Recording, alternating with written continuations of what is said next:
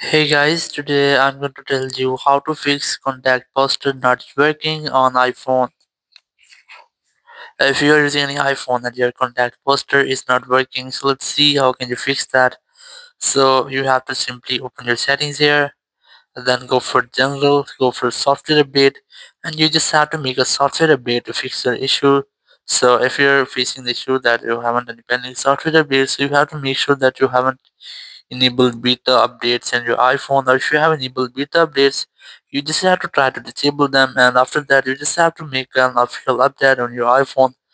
And after that, if you're still facing the same issue, open the transfer reset iPhone section, select reset all settings from here, verify yourself, and then you have to continue the step. It will fix all the issues which you have on your iPhone. It will not delete your data, so you can easily try this, and after that your issue will be fixed. Thank you very much for watching the video. Until next video, bye bye.